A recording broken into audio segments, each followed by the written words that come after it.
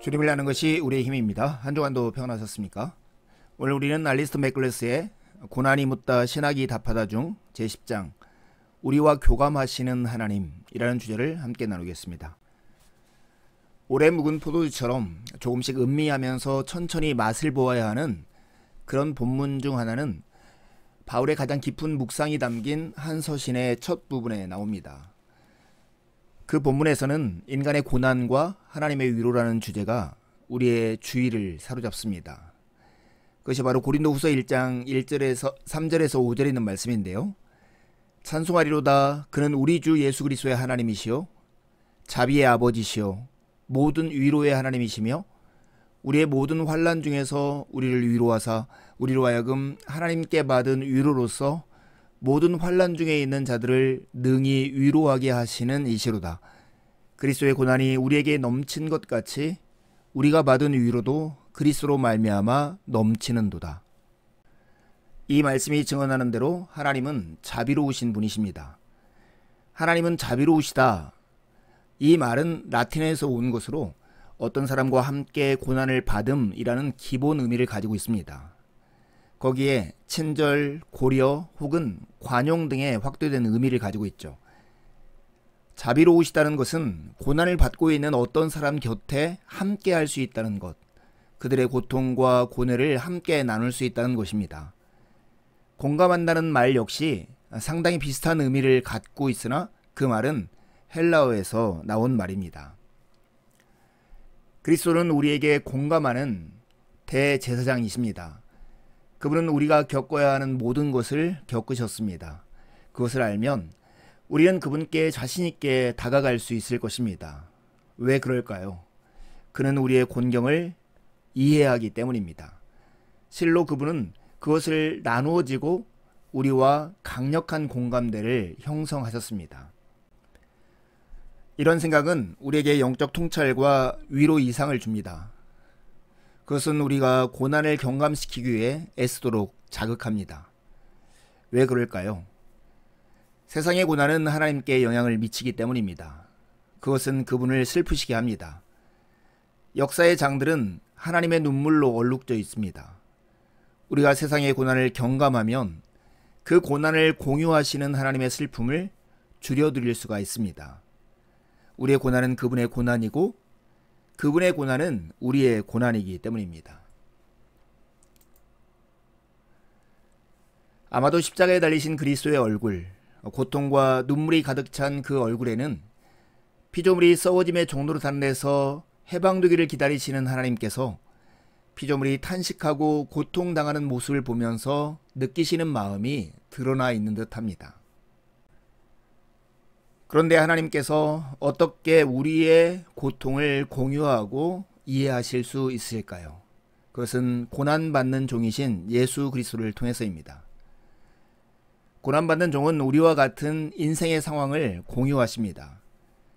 예수 그리스도의 죽음으로 완성되고 그 죽음에서 성취된 구약의 저 위대한 예언 본문 중 하나는 고난받는 하나님의 종에 대한 이사야의 예언입니다. 이 본문을 읽으면 그리스도의 생의 마지막 순간들을 생각하지 않을 수 없습니다. 그 부분 전체는 고난, 수치, 고통이 뒤덮여 있습니다. 그 본문은 높음이라는 주제로 시작하는 것처럼 보입니다. 하지만 곧 그 주제의 보다 어두움 측면이 분명히 드러납니다. 거부당하고 욕을 듣고 고난을 당하신다는 주제가 곧 부각되는 것이죠. 이사야 53장 3절에 보면 이렇게 말씀합니다. 그는 멸시를 받아 사람들에게 버림받았으며 간고를 많이 겪었으며 질고를 아는 자라. 고난받는 종은 우리와 같은 인간의 상황을 공유하사 고통과 괴로움이라는 쓴물을 깊이 들이마셨습니다. 그런데 이어지는 이사야 53장 4절과 5절의 말씀은 뜻밖의 사실을 우리에게 알려줍니다. 그는 실로 우리의 질고를 지고 우리의 슬픔을 당하였거늘 우리는 생각하기를 그는 징벌을 받아 하나님께 맞으며 고난을 당한다 하였도다. 그가 찔림은 우리의 허물 때문이요 그가 상함은 우리의 죄악 때문이라. 그가 징계를 받음으로 우리는 평화를 누리고 그가 채찍에 맞음으로 우리는 나음을 받았도다. 즉 고난받은 종이 고난받는 이유는 그 자신의 죄 때문이 아니라 우리를 위한 것이라는 사실입니다.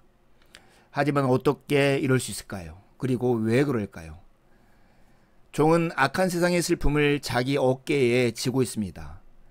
제사장이 백성들의 죄를 속죄 염소에게 지워서 광야로 내모는 것과 똑같은 경우가 예수 그리스도께 나타나 있는 것입니다.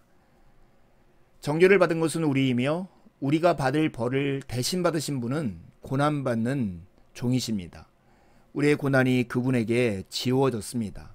하나님의 인자하심과 돌보심의 신비를 통해 종은 다른 사람들이 의롭게 여김을 받도록 하기 위해서 고난을 받을 준비가 되어 있었습니다. 그분은 그들의 죄를 지시고 그들 옆에서 고난을 받으면서 자신이 죄인인 양 취급되는 것으로 만족하셨습니다. 이 덕분에 우리는 하나님은 우리와 함께 고난을 받으셨고 우리를 이해하시는 분이라고 고백할 수 있는 것입니다. 이 본문은 아마도 다른 어떤 본문보다 강력하게 그리스도의 자비라는 개념을 나타내 보여줍니다. 그분은 죄인들과 함께 고난을 받으시고 그들 중 하나로 여기심을 받을 준비가 되어 있었습니다. 갈보리에 세 개의 십자가가 있었음을 기억하십시오.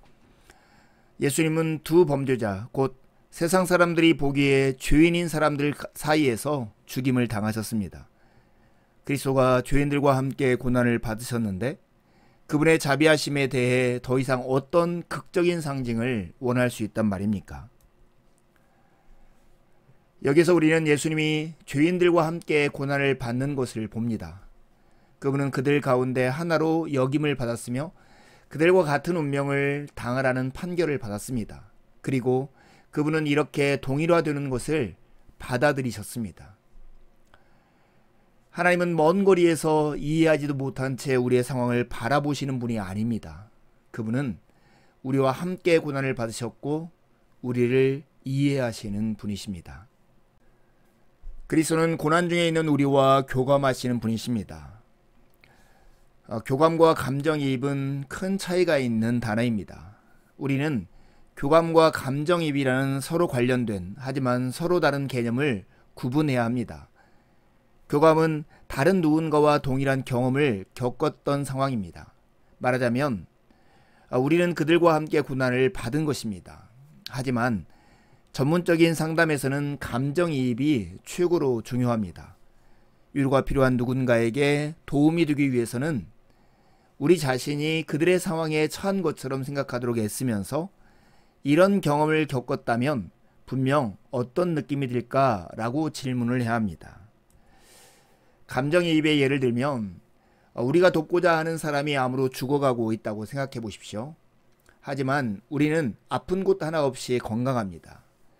우리는 암으로 죽어간다는 것이 어떤 느낌일지 알아내야 했으며 그래서 우리의 선의의 보살핌을 받는 불운한 사람에게 약간의 도움이 될 말과 행동을 하려 애씁니다. 이게 감정이입의 한계이죠. 하지만 그리스도는 우리의 고난에 감정이입을 하시는 분이 아니라 교감하시는 분이십니다. 그리스도는 인간 실존의 슬픔과 비통을 애써 이해하려 하시며 우리의 고난에 감정이입을 하시는 분이 아닙니다. 그분은 이미 아십니다. 그분 자신이 그런 것들을 겪으셨습니다. 그분은 그런 것들을 직접 경험하셨습니다. 간단히 말해 그분은 우리와 교감을 나누십니다.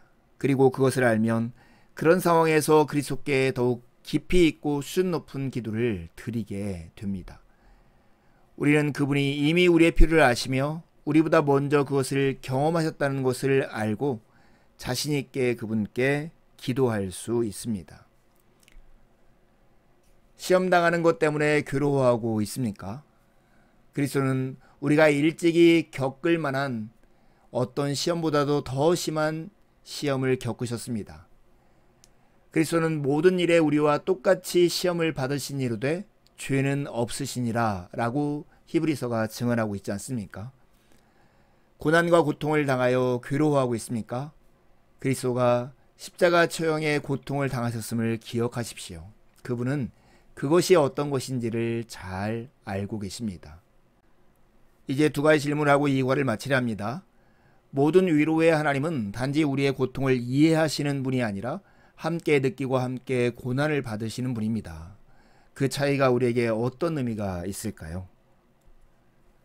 두 번째 질문입니다. 하나님께서 우리의 고난 속에 함께 하시듯 우리도 세상의 고통 속에 있는 사람들과 함께 하도록 부름을 받았습니다.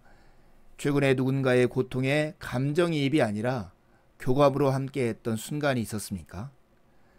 남은 한 주도 주님의 은혜를 의지해 살고 복된 주일에 함께 만나 기쁨으로 우리 하나님을 예배하시죠. 감사합니다.